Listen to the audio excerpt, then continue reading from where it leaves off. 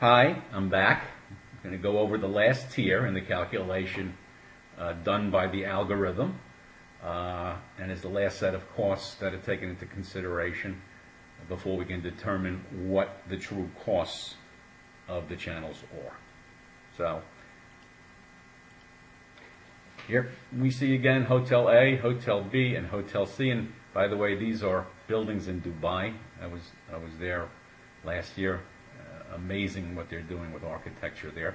And here's the algorithm calculation. And what they do is they churn up all those payroll allocations, fixed costs, that could be computers, anything we invest in, GDSs, Expedia, AAA book, and so forth. Okay, so what has been determined in Hotel A is that there's $247,964. And by the way, I just was told that the clarity of the screen is not very good, so I put in some larger screens, and I'm hoping that we can resolve this later. The algorithm produced in Hotel B, $200,209, and in Hotel C, $249,632. So we're going to compare, as we have been, A and C to B, the most optimal hotel. So let's move.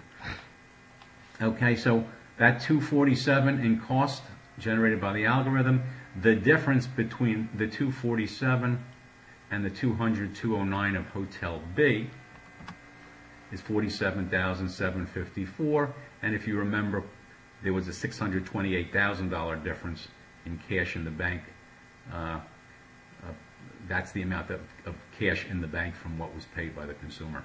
And so the total is $675,754 and $24.68 per room night. That is an additional cost and it is in excess to what competitor Hotel B spent. Okay, and once again, remember 200,209. Hotel C, we're comparing the 249 to the 200,209. That is 49,403. The cash, if you recall, was $1,117,000 for a total of $1,166,403, and that breaks down to $39.80 more per room in excess cost that's gone through Hotel C because they haven't efficiently optimized. So here again is the annual report, and our client again is Hotel B, and you can see by the arrows that they were given a grade of B+ and an 87% score. Their competitive set C+ and a 77% score. And remember, please, that when we look at grades on the revenue report card, this is when they are meaningful and do indicate how well our mix is and whether we're operating efficiently and well, or whether we're not meeting the grade.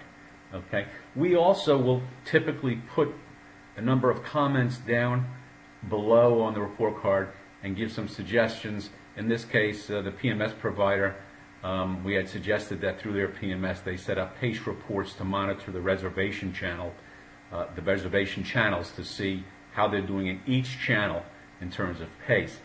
And we said place stay restrictions on each sold out date in prior 12 months as per the chart attached. So yeah, there's some backup to this, and you can read through this.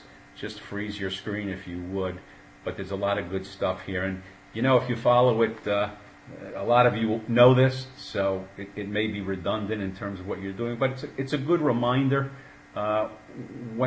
Anytime we finish a reservation date, I always say it's a great time to take copious notes and write everything you can remember about why the hotel filled the way it did, so that next year we can take advantage of understanding if something was not typical or typical in terms of the fill.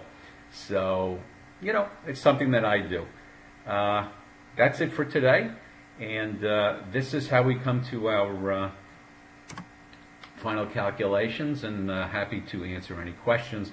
We'll go over a few other screencasts on things that might interest you.